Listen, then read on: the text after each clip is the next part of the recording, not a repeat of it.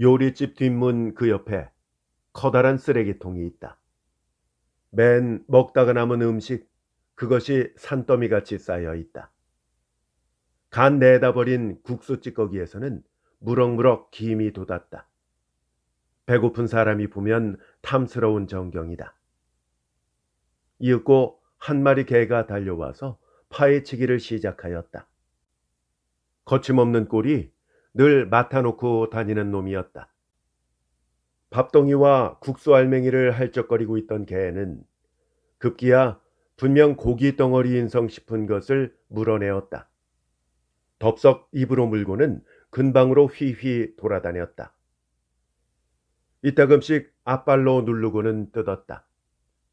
놈이 쉴 사이도 없이 연방 꼬리를 치는 것은 제법 행복스럽다는 표적이었다. 그러한 광경을 그야말로 부러움 가득한 안색으로 구경하고 섰던 그는 기어코 침 한 모금을 꿀꺽하고 삼키었다. 그는 연달아 세 끼니를 굶은 것이다. 요새로 그에게 늘은 재주라고는 잘 굶고 곧잘 배고픈 것을 참는 것이었다. 그러나 이제 와서는 그 쟁기로서도 어찌할 수 없는 노릇이었다. 몇 번이고 군침을 삼켜도 만족함이 없었다. 발길을 돌려 걷기 시작할 때 아찔하며 앞이 캄캄해짐을 깨달았다. 금세 들은 오정포 소리가 머릿속에서 무겁게 여움을 끌고 세상이 약간 노란 빛으로 보였다. 겨울 일기로는 유난히 따뜻한 날씨였다. 거리마다 눈이 녹아서 땅이 질축하였다. 바람도 볼과 코에 후투하였으며 외투도 없이 그는 고르된 상의 하나만으로서도 푸근하였다. 그런 만큼 배고픔은 더욱 심하게 참을 수 없는 일이었다. 오히려 추움이 뼛속까지 엄습하여 견딜 수 없게 되면 대신 굶주림을 잊을 것이었다. 어디로 갈까? 그는 정말 갈 곳이 없었다.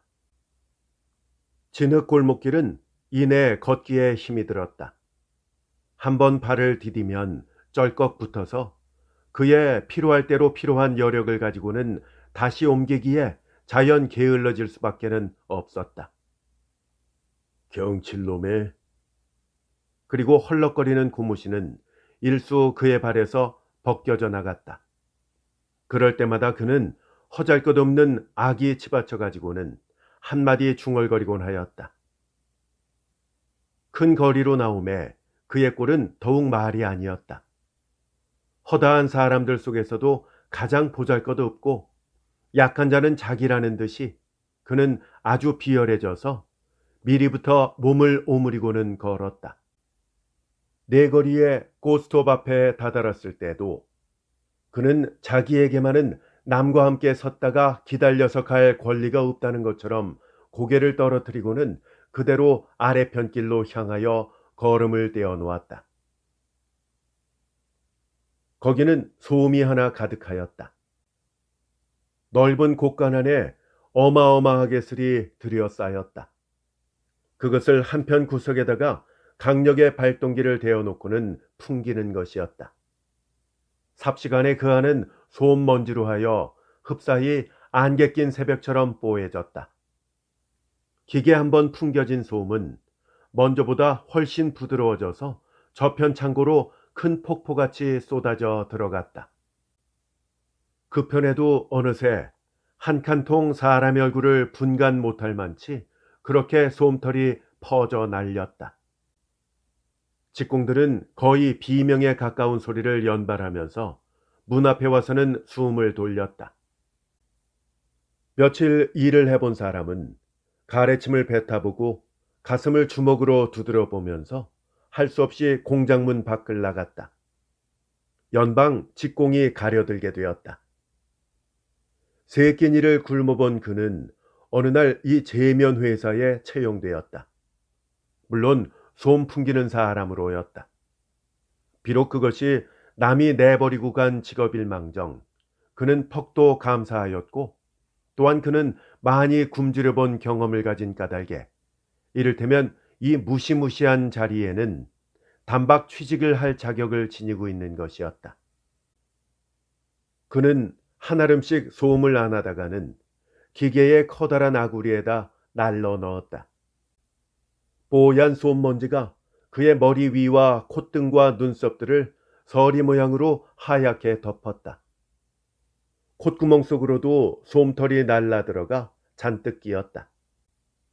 그는 이따금씩 손가락으로 우비어 콧물에 엉킨 솜덩이를 빼내야만 했다. 일하기 시작한 지 불과 몇 날이 안 지나서 그는 기침을 하기 비롯하였다. 숨도 통하지 않는 공장 안에 들어가 있으면 우선 눈꺼풀이 뻣뻣하고 가슴이 아팠다. 솜털과 먼지가 콧구멍에 콧물처럼 입과 목구멍을 통하여 폐장까지 침입을 하는 것이었다. 다름질을 쳐서 문간 앞에 나아가 숨을 돌리고 또다시 기계 아구리까지 달려오면 아무 효험도 없이 호흡은 더 곤란하고 벌떼같이 쏟아져 들어오는 솜먼지가 뒤를 잇대어 엄습하였다. 그의 까만 고루된 양복은 하얗게 솜털로 엉겨 있었다. 다른 사람들은 참다 못하여 밥벌이를 내던졌다. 새 직공이 들어왔다가는 또다시 나갔다. 이 일자리 하나만은 며칠씩 굶어본 사람이면 특별히 환영을 한다는 것처럼 회사에서는 늘 새 모집을 돌렸고 마음만 있으면 누구나 취직이 되었다. 그러나 한 사람도 오래 참는 이는 없었다. 그들 중에서는 이제 그가 가장 오래된 사람이었다. 하루에 35전, 이 기가 막힌 직업을 그는 버릴 수가 도저히 없었다. 간판 그리는 집에서 한 번 직업을 잃어버리고 오늘날까지 겪어본 경험, 그는 생각만 해도 마음이 덜렁하였다. 배고픈 건 무섭다. 이런 생각이 그에게 아직까지는 꼭 들어박혀 있었다. 잠자리는 어떻게 하고 외려 솜먼지가 푹신푹신하지. 그는 가슴속으로 자문자답하며 그대로 참아나갔다.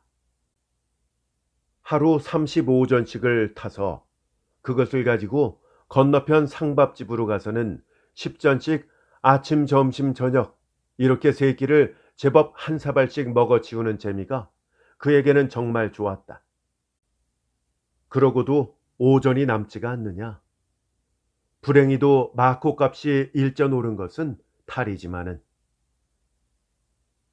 어느 날 그는 1시간 동안 행방불명이 되었다. 공장 안에다 대고 몇 번이나 그의 이름을 소리쳐 불렀으나 먼지 속에서 그의 모양이 나타나지 않았다. 상밥집에도 없었다. 필어먹을 놈이 웬 똥은 이렇게 오래 누워? 잘 먹지도 못하는 녀석이. 나중에는 감독이 이렇게 중얼거리며 변소를 일일이 뒤졌으나 그곳에도 그는 보이지 않았다. 풍기어진 소음을 다음에는 매기는 공장으로 날아간다. 그것을 걷어 담는 길다란 쇠 갈귀쟁이.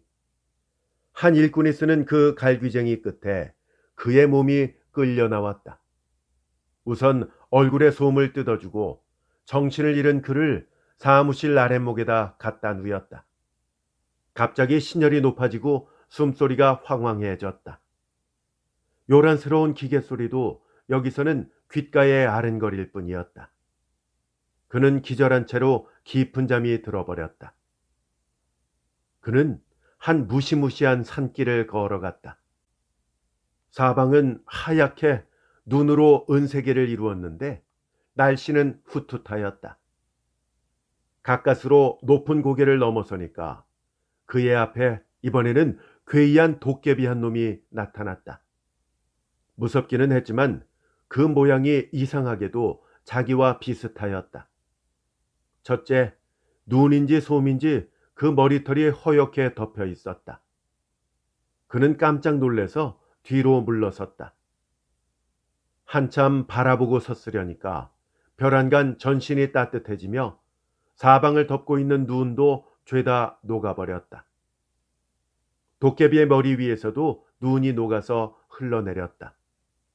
그러니까 그것은 도깨비가 아니라 허리통을 베어내인 커다란 밤나무였다.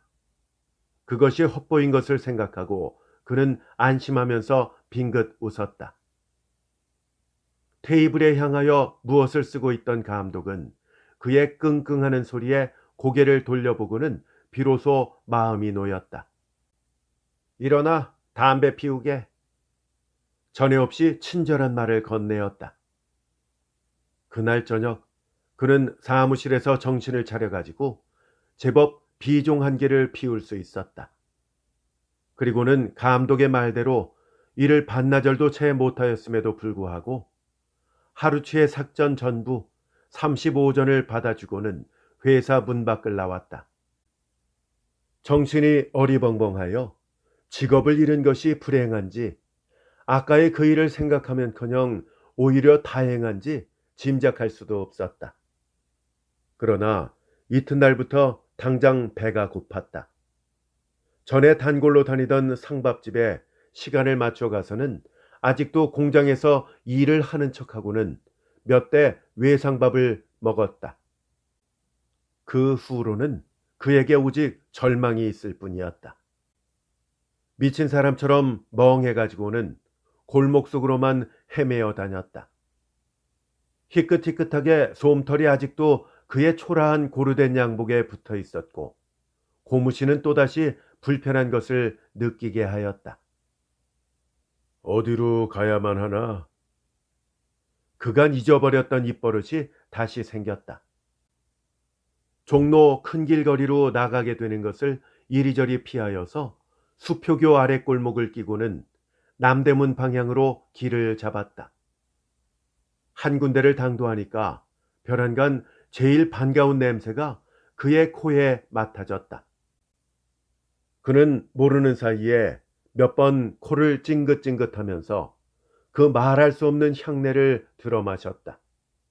그 냄새가 뱃속에 서리는 것 같으며 세상이 노란 석탄 연기를 쓴 듯 그렇게 보여 어지러웠다. 음식에는 뭉게뭉게 오르는 김을 쏘이며 건한 얼굴로 그것을 먹고 떠드는 정경이 꿈같이 그의 눈에 서려 나타났다. 그는 입맛을 다시고 군침을 삼키며 발길을 떼어 놓았다.